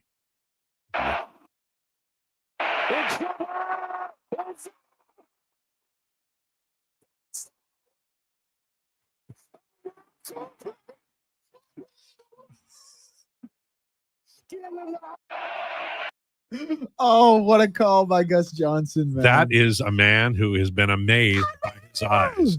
Unbelievable. Oh, my goodness. And listen, it was one of the best catches I've ever seen. Back of the end zone for Indiana to come from behind and beat Penn State on the road. Perfect segue into the top 12 here. I got Ohio State number 1. They're the best team in the country, and everyone just kind of knows they're the best team in the country. Like, it's funny because Julian saying their quarterback could be the Heisman, but he hasn't really had a Heisman moment because Ohio State just kills everybody. Yeah. But they're the best team in the country. They have the best defense in the country. They honestly have one of the best defense I've seen in years. They're number 1. So it would be a surprise if they don't win the national championship? Well, here's the thing. No, just because this expanded playoff, like you're going to have to go through a few good teams. Right. And that Big Ten championship game against Indiana that we presume is going to be the matchup, that's going to be another tough game. But as it stands right now, they're the best team. Number 2, I still have Indiana. Listen, Penn State, they're 3-6. They're 0-6 in the Big Ten, but they were the preseason number 2, and they were separated from Texas by 5 points. Like, they still have a lot of talent on that team. And Indiana went to Penn State, and it was a tough game. It was a hard-fought win. They end up getting it. You just heard the call, Omari Cooper in the back of the end zone there from Fernando Mendoza to win the game. I have number 2. Number 3, Texas A&M. Texas A&M, man, like for anyone who doesn't know Texas A&M, they're just kind of like the Leafs of college football. Like, big name, historic program, haven't won anything in forever, think they're kind of the bee's knees, but they're playing well this year. They handled Mizzou this past weekend. I got them at number 3. Number 4, I have Alabama. If hilarious that they lost to a bottom feeding ACC Florida State team to start the season, because everyone likes to pump up the SEC, and it's like, well, one of the worst teams in the ACC beat you, but still, Alabama playing incredible ball. They're number 4 for me. Number 5, I have Oregon at 8-1. Hard fought win this past weekend against Iowa. That's a really tough place to play. That was a gritty win. Iowa's a good team. Their helmets are worth a field goal a game, right? Oregon? Yeah. At least 2.5. Right. At least 2.5. So I got them number 5. At Georgia, I got number 6. Georgia is rolling. Like, Georgia, Kirby Smart is an Alabama problem. It happens every year. We see it every year. He's got like a 93% winning percentage against everyone else. He's got like a 12% winning percentage against Alabama or something. Those aren't the actual numbers, but it's probably close. But they're rolling. They're playing great ball. They're playing Texas this weekend. Really excited about that. They're number 6. Number 7, I have Ole Miss at 9-1. Ole Miss is, and the graphics, if you want to check this out on YouTube. The graphics are up. Josh is doing a phenomenal job with this. Ole Miss, number 7. And number 8, I have Texas Tech. They were playing an undefeated BYU this past weekend, and they dog walked BYU. Like, that game didn't even look close. These graphics look fantastic. They look Josh, great. you're really doing great. They look great. And like I said, BYU, was a really good undefeated team playing great ball. Texas Tech were 10.5-point favorites for a reason, and they dog walked them. Now, this is where it gets a little bit tricky. I have Texas at number 9. I know they have the loss to Florida at the Swamp. I know USF went down to Florida and beat them. I look at their, like, the Oklahoma win is a good win. The Vandy win, a lot of people were really high on Vandy, and they handled Vandy. Like, they handled Vandy pretty well. Yeah, I got to go with Texas at number 9. 10, I got BYU. Just talked about them coming off that loss. 11, I have Oklahoma. They lost that head-to-head matchup versus Texas, which is why I have Texas ahead of them. And at 12, I have Miami at 7-2, rounding out that top 12. They would be in. Oklahoma would be the last team out, and I have JMU as my group of 5 team. Okay. Well done. Mm-hmm.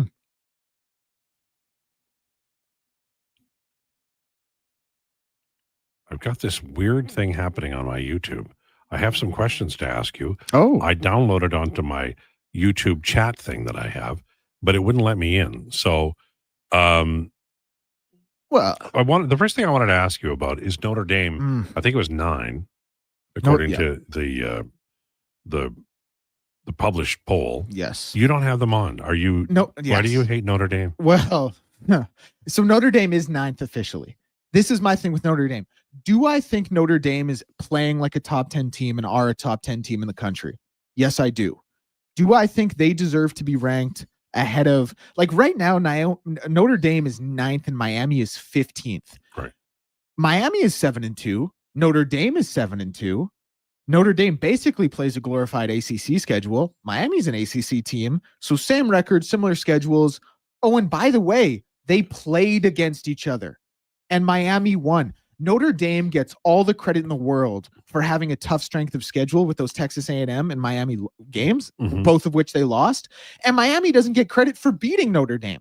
So I don't know how you can sit here and have the teams with a similar schedule with the exact same record. We saw them play head to head and have that team that won ranked 6 spots lower. It's not only unfair, and I'm a Notre Dame fan, but it happens a lot with Notre Dame. And listen, I think Notre Dame is right now one of the top 10 best teams in the country the way they're playing. But if you have them ranked 6 spots ahead of a team who beat them, when we have that evidence, we can't just say, who cares because it was week 1. That evidence has to matter. And Miami, it's not like they have 4 losses, right? They also have 2 losses. Exactly. Miami's a 7-2 team. Yeah, I'm with you on that. That's wildly unfair, and it's been wildly unfair for a long time, specifically with regard to Notre Dame. Absolutely, and sometimes the SEC schools, but the Notre Dame thing has been going on for generations. Which teams were the most ranked and underranked this week? The ones that you really stood out to you. Yeah, I mean, you can make an argument for Tennessee being in the top 25. They have no business being there. Tennessee officially is 23rd. Tennessee has 3. They're 6-3. Tennessee has not beaten a team with a winning record this year. They've lost all the good teams they've played to. And they played Oklahoma kind of tough last week. Wasn't really as tough as the final score suggested. They don't have a team. They don't have a win versus a team with a winning record. No. Who cares if you have 6 wins if you're beating up on East Tennessee State and 2-7 Arkansas? Right. I could care less. They don't deserve to be in the top 25. It's brutal SEC bias. I don't understand it at all. As far as the team that is underranked, in my opinion, I think it's James Madison. I had James Madison as my group of 5 team. They're 8-1. Their only loss was to Louisville, a hard-fought game against Louisville, who's the 20th ranked team in the country. JMU, I don't think they're getting any love because they're in the Sun Belt, but I think they should be. I absolutely think they should be. I think they're playing great football. I don't think they're going to lose again. And their only loss was to a top 20 Power 4 school. Like, how are you going to crush them that hard for that? Are there going to be any 3-loss teams in the playoff? It's a good question. I think Texas is the team with the path because 2 of their last 3 games, they have to play number 5, Georgia, and number 3, Texas A&M. That's tough. If they lose one of those in a real close game that comes down to the wire and win the other, like if they lose to Georgia in a real close game that comes down to the end, but they beat Texas A&M on the road, who's probably going to be undefeated 11-0 to finish the season, I think Texas finds a way to get in as that last or second last at-large team. That seems to make sense because that would be that's a hell of a road. Most of the time you don't see that late in a year. You talked about a chaos scenario for the playoff picture. It's always chaos, but is there something unique that we might see this year? I was thinking about this, Lowetide. I'm glad you asked, because I think there could be a scenario. I don't predict this, but if 5-4 Duke, who is right now 4-1 in the ACC, if they go on to win the ACC, now the letter of the law for the college football playoff is the 5 highest ranked conference champions. Right. That doesn't automatically mean 4 Power 4 teams. It means the top 5 highest ranked conference champions. So what if Duke ends up winning the ACC? They're that conference champion with a 7 which would be an 8-4 record, or 9-4 after the conference championship game, but have some terrible losses. And we see an American team like USF at 11-2, or Memphis at 11-2, or North Texas at 12-1. And we see JMU at 12-1. Don't you think those teams would get in over Duke, who has some terrible losses this year? I think this is the long of long shots, right. But I think there is a scenario where we don't get the 4 power conference champions in. We get 3 of them, and then we get the ACC booted to the side for the Sun Belt and the American champions. And I think that would be crazy. And how much of a brouhaha would that create? Because a lot of this, like the reason they keep tweaking this stuff is because there's such anger about the final decision each year. Let me say this. The ACC, I think, is already gearing up to be a 1-bid league regardless. And I don't think, like, if those ACC teams in contention, Pitt, Louisville, Virginia, Georgia Tech, if they let Duke run the table and win the conference, Miami as well, they can't be mad about their conference champion not getting a bid. That's actually fair. Yeah. Notre Dame, you said, they play at large, so they're not in that might be part of the advantage in that they can, cherry pick their schedule, but they do pick a tough schedule. But I just think this is about audience that Notre Dame is going to get in. Listen, and I'm not saying they don't deserve it, but there are other at least as or more deserving teams. Yeah, like the Miami thing is a great point. They won against Notre Dame. You can't say, well, it was early in the year. You can't say it was last year. It was this year. You can't rewrite the books and say, well, who would win if they played now? They did play, and Miami won. And here's the other thing: Notre Dame, the USC win is really the only good win they have, with all respect to Navy. And they were kind of in a dogfight with Boston College a couple weeks ago. And if they can beat Pitt this weekend, which is a game I'm looking forward to, it'll help their cause. But I just think if them and Miami both finish 10-2, I don't know how you can then put Notre Dame ahead of Miami in the playoff and come back to us as the viewers and say, well, but the games on the field matter. Yep. Because you've just proven to us they don't. And there's stuff like this all the time. My favorite selection is always the college basketball, where they've got these schools on screen and whatever. But the football one just seems like I feel like it's 111 old men in a room who, like they consider Brigham Young a new university that, is just getting started. Yeah. And they're not really, I'm not saying they're not sophisticated, but I think they're too hung up on tradition. Well, here's the thing. Like, the committee's made up of like old ADs and old coaches, and they all have an affiliation. Yeah. They all letter of the law, they have to throw that bias out when they get in the room. And so, like, if you're a former Michigan AD and the rest of the committee is talking about Michigan, you have to excuse yourself from the conversation. Like they do. But they might excuse themselves from the conversation, but 5 minutes before they open that door, Bob's saying to Jim and Ted, hey, when Michigan comes up, like, I've been a pretty good friend to you over the years. You know what I mean? So it's like politics a little bit. Yeah. I also want to say shout out Josh for making those graphics and getting really them up, well done, because it's not easy to do. It's time consuming, but he got them up. They looked incredible. They made the segment a million times better. Much appreciation to Josh for that one. Yeah, no, and I don't know how he does it, because it's in real time. So let's hear from the GOAT. Even though his hair is all over the place. Mad scientist look, more or less. I see now what it is, though. It is static electricity. It is static electricity. We gotta find you because my headphones don't have the leather like your guys's do. Mine has cloth fabric sort of deal. Yeah, very comfy. What we need to do is find some kind of like a screw or a knob or something that you can touch it, and then all the electricity will come right out of your body. It'll hurt. There's a metal plate at the bottom of this here microphone that I should be able to Go ahead, touch, go ahead. but it's not doing anything. So, alas, here it is. Hit it just right. Deck, on that notion of graphics and things, I did also update the post that we made the last time we did this, so you can throw it up whenever you want. I love that. Look at I this. love that. Just this guy, so proactive. My goodness, it's incredible work ethic. Doesn't really work at all in any other job, but he has time for this, which is great.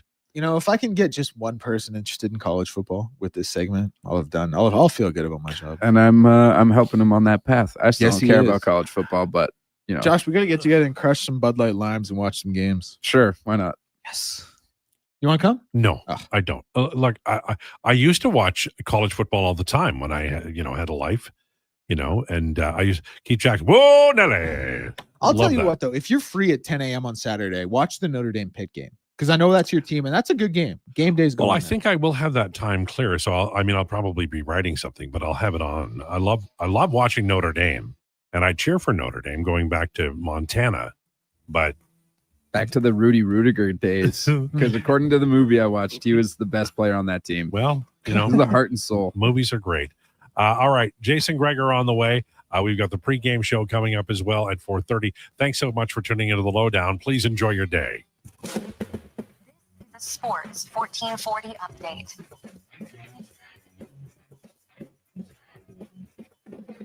Brought to you by Loca Quality Market. Your fridge just got an upgrade. Over 200 chef-prepared gourmet meals waiting at Loca Quality Market. Shop local at loca.ca. Oilers continue their road trip as they head to Columbus to take on the Blue Jackets. Puck drop at 5:30 with pregame coverage getting underway at 4:30.